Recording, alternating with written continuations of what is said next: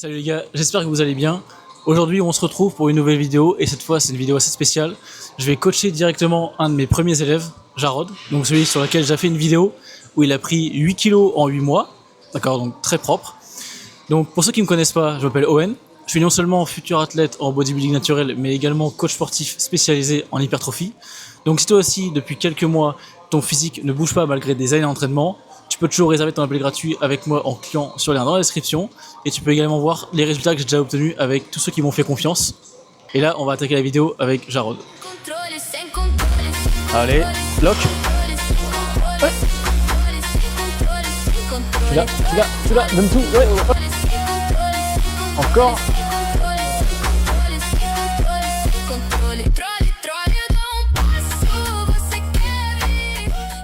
Alors Jarod, est-ce que tu peux te présenter rapidement? Alors bonjour, je m'appelle Jarod, j'ai 21 ans, je suis boulanger-pâtissier, je fais du bodybuilding depuis 4 ans et 8 mois avec Owen. On a eu des résultats assez rapides, 8 mois, 8 kilos, et c'est très bien, très satisfaisant, et puis voilà. Pourquoi est-ce que tu as décidé de me prendre comme coach? Qu'est-ce qui a été le déclic à la base? Alors le déclic, c'était que j'ai vu ton évolution qui était très impressionnante. J'avais beaucoup d'amis aussi dans le bodybuilding et dans la musculation. Qui m'ont dit bah go, si tu as envie de le prendre, go. Nous on connaît de base aussi depuis longtemps, donc saute sur l'opportunité, vas-y, lance-toi et puis tu vas voir, ton physique va vraiment bien changer et tu vas être une nouvelle version de toi-même quoi, du coup, directement. Merci, ça fait plaisir. Qu'est-ce qui a changé pour toi depuis le début du suivi?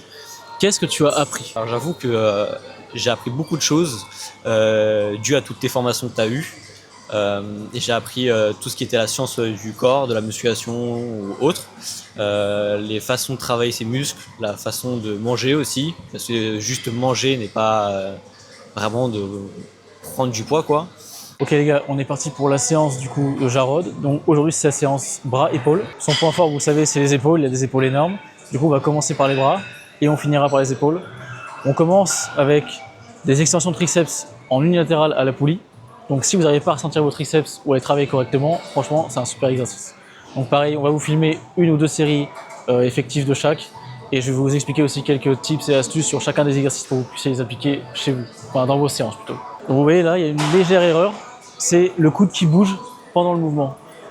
Vous devez penser quelle articulation bouge, quelle articulation reste fixe quand vous faites un mouvement en musculation pour optimiser le travail sur le muscle que vous ciblez. Donc là par exemple, voilà, il m'a entendu. Il garde bien son coude fixe et c'est uniquement son avant-bras qui bouge dans l'espace. Et très bon réflexe aussi, bon du coup je lui ai appris, mais la main opposée, la main qui ne travaille pas, vous devez vous en servir pour vous stabiliser.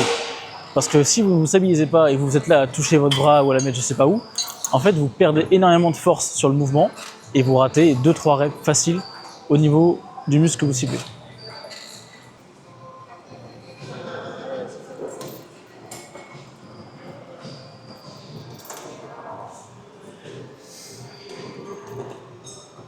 Deuxième chose les gars, pourquoi est-ce qu'on utilise une cuff au niveau du poignet et il ne prend pas directement la boule? Parce que ça vous permet de désengager l'avant-bras, d'accord? Et donc d'être plus fort et de ne pas avoir un facteur limitant inutile qui pourrait limiter votre série lorsque vous travaillez les triceps.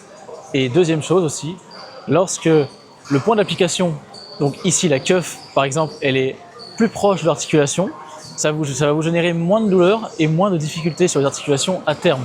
D'accord? Donc ça va préserver votre santé articulaire sur le long terme. Et comme vous voyez, il est très explosif sur ses concentriques. C'est exactement comme ça que vous allez recruter le maximum d'unités motrices pour développer vos muscles. Si vous mettez du tempo intentionnellement, s'il n'y a pas de raison derrière, ce sera inutile pour votre développement. Vous devez être le plus explosif possible sur la concentrique et bien sûr en gardant une bonne technique, et c'est ça le plus compliqué, c'est le compromis des deux. Ok les gars, alors vous allez vous dire pourquoi un setup comme ça pour l'exercice? Vous voyez ceux qui veulent travailler la portion longue du triceps et qui font leur exercice à la corde debout? En fait, quand vous faites ça, vous allez devoir compenser la résistance qui vous tire vers l'arrière en contractant les abdos, en restant gainé tout le temps. Alors que ici, avec un banc dans cette position-là, votre corps qui était une contrainte devient une assistance. Vous n'avez pas à compenser la résistance qui vous tire en arrière, vous êtes directement posé sur un banc, ce qui fait que vous êtes plus stable et plus fort pour vos triceps. Parce que à savoir que quand vous devez vous concentrer à rester gainé pour pouvoir ne pas être tiré en arrière, c'est de l'énergie que vous dépensez dans de la stabilisation et que vous ne mettez pas dans la production de force de vos triceps. Donc pensez toujours à être le plus stable possible quand vous cherchez à optimiser l'hypertrophie d'un muscle en question. Allez, c'est parti.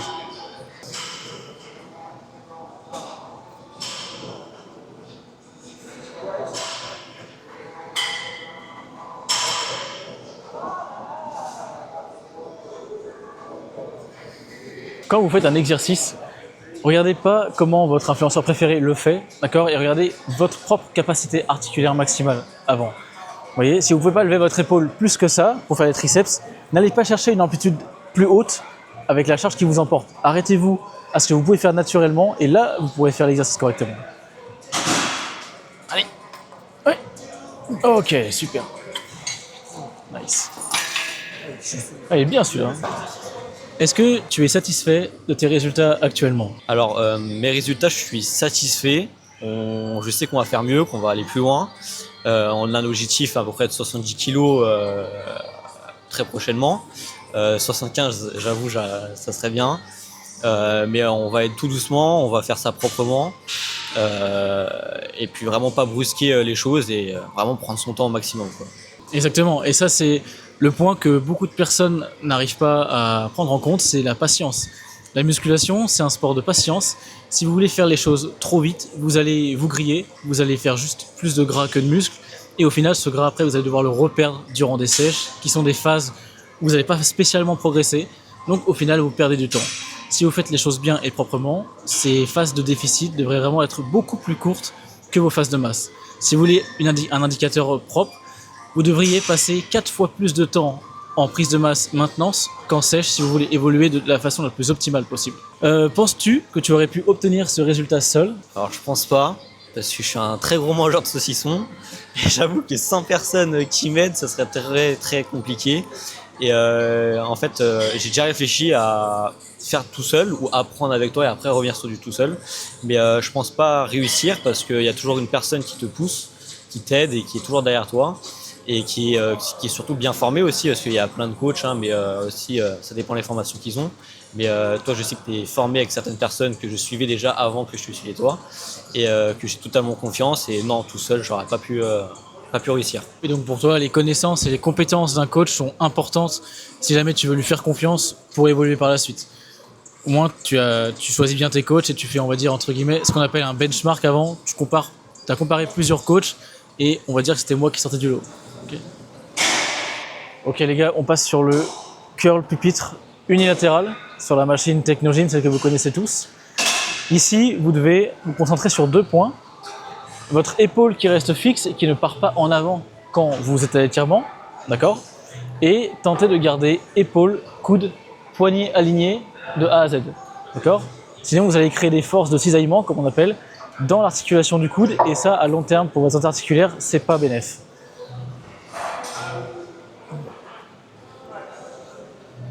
Allez, ouais, tu l'as.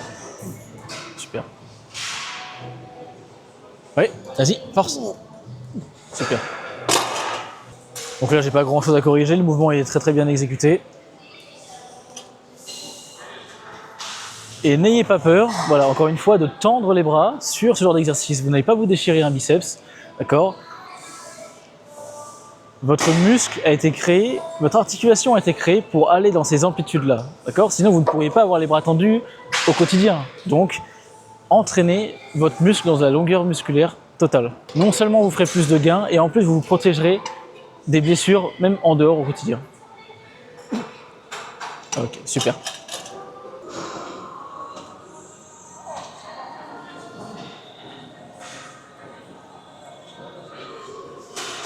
Allez, tu l'as. Nice. Il n'y a pas de secret les gars, si vous voulez grossir, si vous voulez vous développer, intensité, proche de l'échec, et c'est tout. Arrêtez de brasser de l'air et entraînez-vous dur. Voilà, ouais. Allez.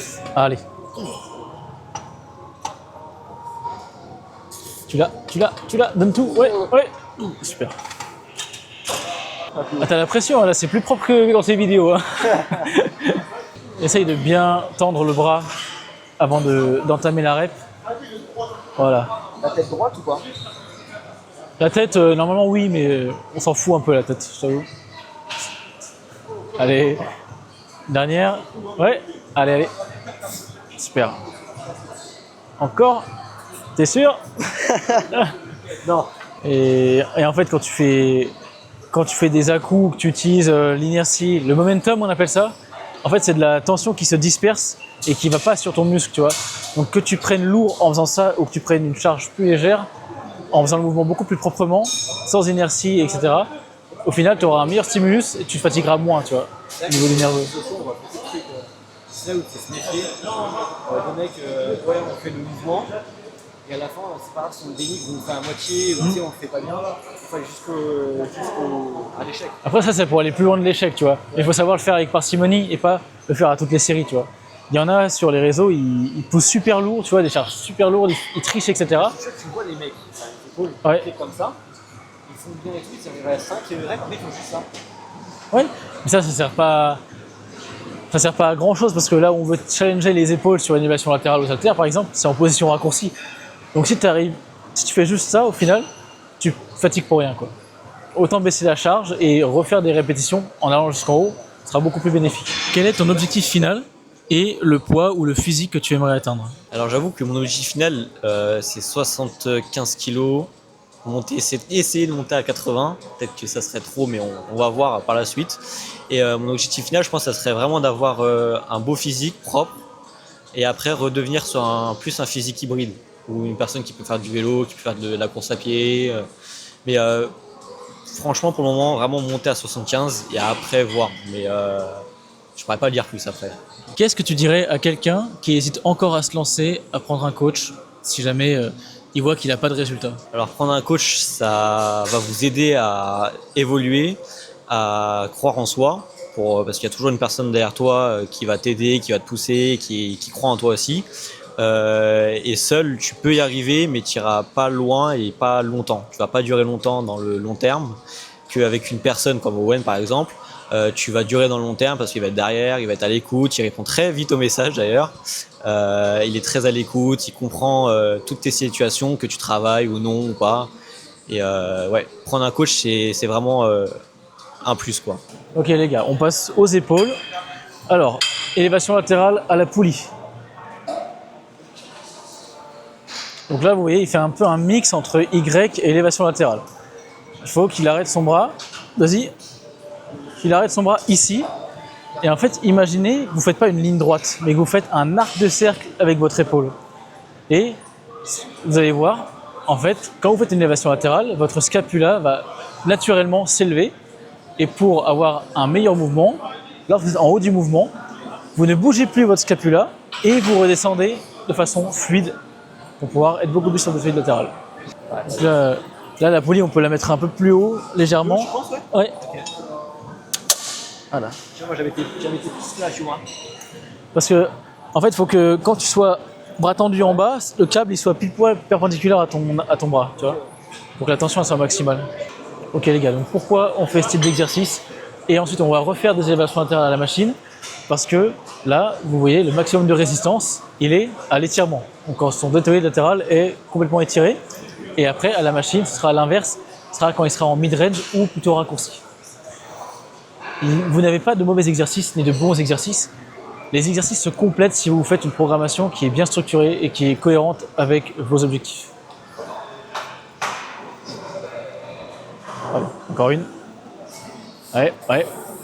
Super. Bon, il a un peu triché, mais c'est pas grave, c'est la dernière rep. Donc là, tu mets tes mains là, ouais, à l'intérieur comme moi. Là plutôt. Ouais. Et là, tu fais comme des élévations latérales. Direct comme ça? Ouais. Et moi, c'est lourd? Non. Ok. Vous voyez les gars, là on passe sur une machine où le maximum de résistance est en position mid-range, donc à la moitié du mouvement. Pas étiré, pas raccourci. Ça permet de complémentariser l'exercice qu'on a fait juste avant en position étirée. Ok. Ok. Nice. Ça va bien, hein? Ouais. Ça va bien. En fait, c'est pas lourd. Non, elle est pas lourde. Parce que le bras de levier est très petit, tu vois. Quand tu arrives en haut, tu sens que t'es assisté là. Oui, en haut, tu as moins de tension. En fait, là, tu n'as pas beaucoup de tension. Au milieu du mouvement, tu en as beaucoup. Et quand tu es en haut, tu en as moins. Donc c'est pour ça. Et parce que le bras de levier, entre l'axe de rotation et le poids, comme il est assez faible, Tu peux mettre plus lourd que si tu étais à la poulie ou aux haltères. Tu vas te péter les épaules, mais non, en fait, ça part. Donc là, les gars, je vous donne une astuce en plus. La majorité d'entre vous, votre deltoïde latéral, il est inséré un peu plus vers l'avant de l'humérus. Donc, ce que vous pouvez faire, regarde Jarod, avance, recule-toi un peu les fesses et penche-toi un peu en avant. Penche-toi plus en avant. Encore. Voilà. Et là, vous restez comme ça. Et là, vous êtes beaucoup plus aligné avec les fibres de votre deltoïde latéral. Normalement, l'exo va être plus dur parce que du coup, vous recrutez moins votre deltoïde frontal et plus votre latéral. Bon, chez Jarod, c'est son point fort, mais voilà, vous avez une astuce pour optimiser le recrutement de vos deltoïdes latéraux. Et inconsciemment, vous voyez, quand il commence à fatiguer, il se redresse un peu vers l'arrière pour pouvoir compenser avec le deltoïde frontal. Et sinon, c'est très bien. Ah, t'as les veines sur les épaules et tout. Eh, toi, tu auras une belle veine sur le pec à terme, même là. La side chest, là. Ouais, c'est le tien là que tu m'as expliqué là. Alors là, ce que tu fais, bon, je t'explique pas le placement du bas du corps en vrai parce qu'on s'en fout un peu. Moi, tu te mets bien de profil du coup. Ouais. Et en fait, tu gonfles la cage. Tu viens prendre ton bras donc à 90 degrés, tu vois, ton avant-bras. Et en fait, tu protractes ton épaule droite pour serrer le pec. Tu vois, tu serres le pec là. Et voilà. Là, tu as une bonne pause. Donc là, en fait, c'est pareil, tu gonfles la cage et tu tournes les poignets vers. Pas forcément, pas obligé de faire un vacuum là-dessus. La lat spread, Ouais, mais je sais pas comment il faut faire en fait. en fait, tu vas chercher ton dos, tu vois, avec tes mains sur les hanches. Tu ouvres et en fait, tu gonfles la cage. Il faut que tu gonfles la cage au maximum et que tu rentres tes coudes au maximum pour ouvrir le dos. Et tu penches légèrement en arrière parce que les juges ils sont vers le bas. Ouais. Là, tu ouvres. Encore. Tu as assez de mobilité ou pas pour encore ouvrir. Voilà. Et tu gonfles, tu te grandis. Voilà. Voilà. Là, on est pas mal. Là, t'as 1 milliard de veines sur les épaules, toi, c'est un truc de fou. Ça, tu la maîtrises bien, hein. Tu ouvres bien le dos et tout. C'est side triceps. Là, ouais, voilà. En fait, il faut que tu essayes de plier un tout petit peu plus le bras pour faire grossir ton bras, tu vois. Tu plies un peu plus, voilà. Tu baisses ton épaule là, tac. Là, tu peux le retendre un petit peu, voilà. Et avec l'épaule opposée, tu contractes le pec, tu vois. Voilà. Nice. T'as des bons bras, toi. T'as du bon potentiel sur les bras. Hein. Bon, les gars, séance terminée. On a fait une très bonne séance, ça a été. Ouais, nickel, content. Il est complètement mort, là. Je pense qu'il va rentrer, il va bien manger. Et moi aussi, d'ailleurs, parce que j'ai déjà faim. N'oubliez pas les gars, si vous aussi vous voulez passer votre physique au niveau supérieur comme Jarod l'a fait, vous pouvez cliquer sur le lien dans la description, réserver un appel gratuit avec moi, on parle de vos objectifs, de ce qui bloque chez vous et de ce qu'on pourrait potentiellement mettre en place pour vous faire évoluer. Ok.